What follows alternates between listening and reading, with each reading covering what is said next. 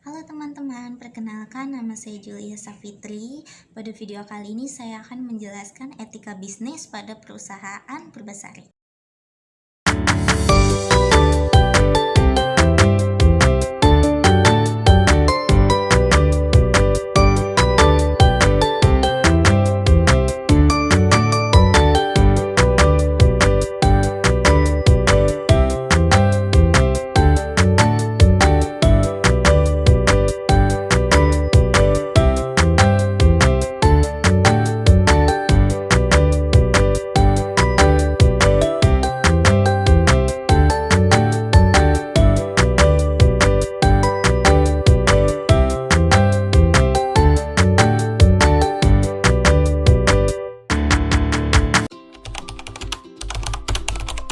Etika bisnis adalah prinsip moral dan standar perilaku yang dijadikan pedoman dalam menjalankan kegiatan usaha.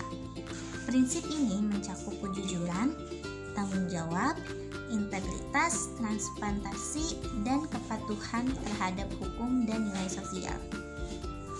Etika bisnis bukan sekedar wacana, ia sangat penting untuk membangun kepercayaan pelanggan, meningkatkan loyalitas karyawan, dan memastikan keberlanjutan jangka panjang perusahaan. Yang kedua adalah mengenal Purbasari sebagai perusahaan kosmetik lokal. Purbasari adalah brand kosmetik dan perawatan kulit asal Indonesia yang telah berdiri sejak tahun 1993 di bawah naungan PT Gloria Oritita Cosmetics. Dikenal dengan produk perawatan kulit berbahan alami seperti luber mandi, Purbasari kini merambah ke kategori kosmetik dekoratif seperti lipstick matte, bedak, dan foundation. Sebagai perusahaan lokal, Purbasari telah berhasil menarik perhatian generasi muda Indonesia lewat harga yang terjangkau, kualitas bersaing, dan kampanye relevan dengan nilai-nilai budaya dan kecantikan Indonesia. Yang ketiga adalah penerapan etika bisnis di Purbasari. Etika terhadap konsumen. Purbasari berusaha jujur dalam pemasaran dengan memberikan informasi yang jelas tentang komposisi, manfaat, dan cara penggunaan produk.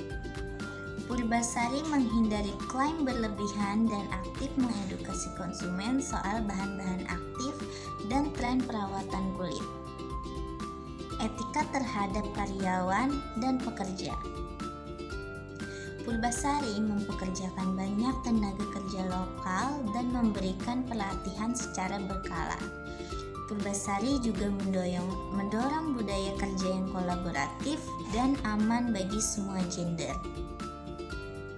Etika terhadap masyarakat dan lingkungan.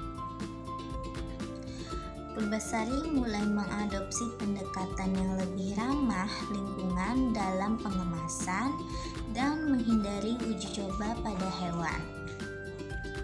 Kampanye Purbasari banyak menyuarakan pemberdayaan perempuan dan inklusi kecantikan termasuk produk untuk berbagai ton kulit perempuan Indonesia. Etika terhadap mitra usaha dan distribusi. Purbasari menjalin hubungan bisnis dengan distributor lokal, e-commerce, dan retail secara adil dan transparan dan menghindari praktik curang atau monopoli. Kendala dan tantangan dalam penerapan etika bisnis. Persaingan ketat di industri kosmetik. Industri kosmetik sangat kompetitif dan cepat berubah.